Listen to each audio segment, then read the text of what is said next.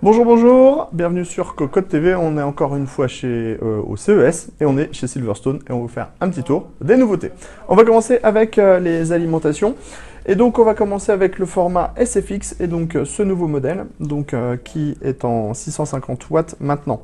Donc une alimentation full modulaire avec ventilo de 92 mm, il y a à l'arrière une bonne sortie. Et donc on est sur du 80 plus Gold et vraiment ça fait son petit poids et c'est assez impressionnant.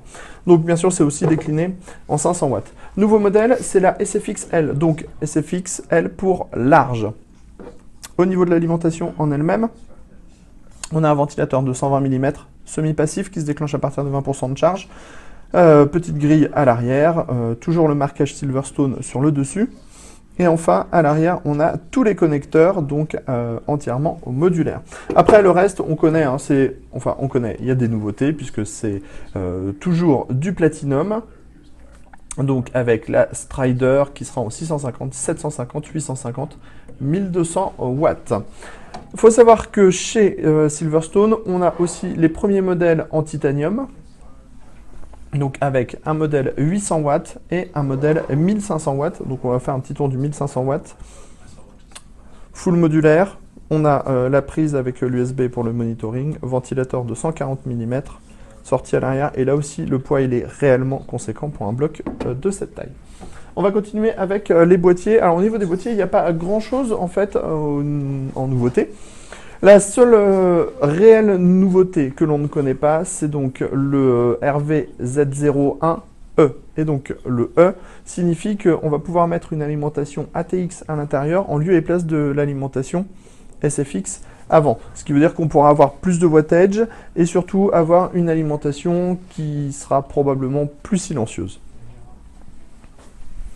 Au niveau des autres boîtiers, on va vous parler juste du RVX01, donc c'est un boîtier qu'on connaît, mais qui s'offre des nouvelles déclinaisons. Donc on a des nouvelles couleurs avec du vert, du bleu et une version bleue et blanche. Et vous allez voir, il y a des montages qui sont vraiment super sympas à faire à l'intérieur.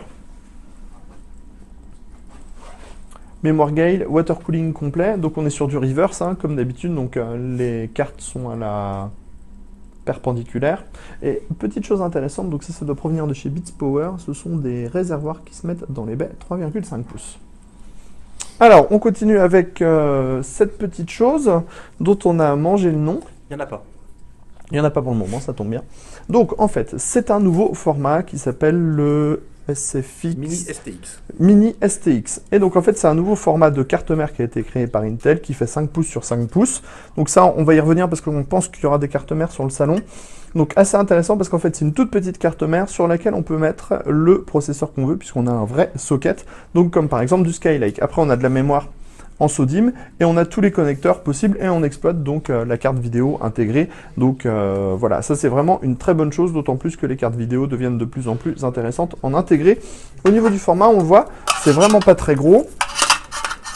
Alors on va le monter vite fait et on va vous mettre un NUC à côté. Voilà, ça c'est l'équivalent d'un NUC.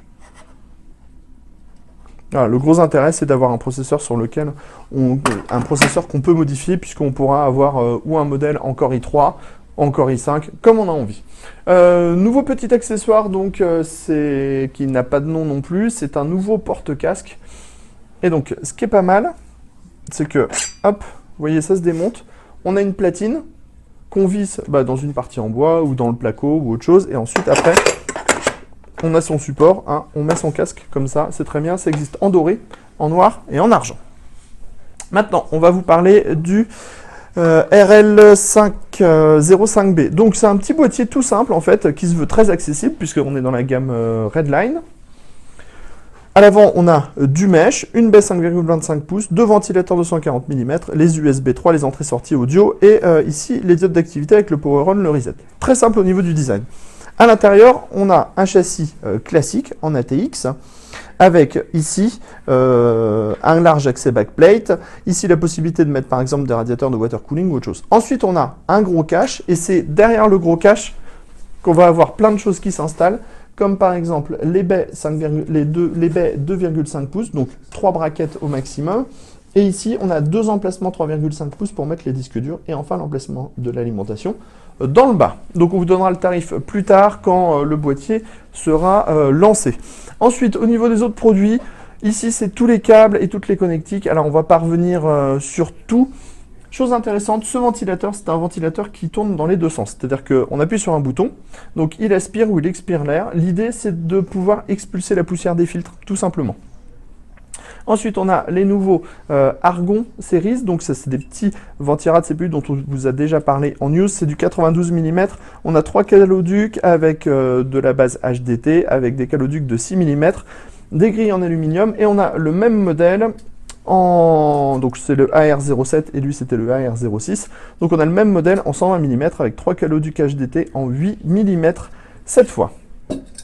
Que vous dire de plus sur le Silverstone? Eh bien, pas grand-chose, puisqu'on a fait le tour complet du stand, mis à part peut-être quelques petits accessoires, mais vous les aurez en actualité. Sur ce, on vous dit à très bientôt sur Cocotte TV pour toutes nos prochaines vidéos durant ce CES 2015.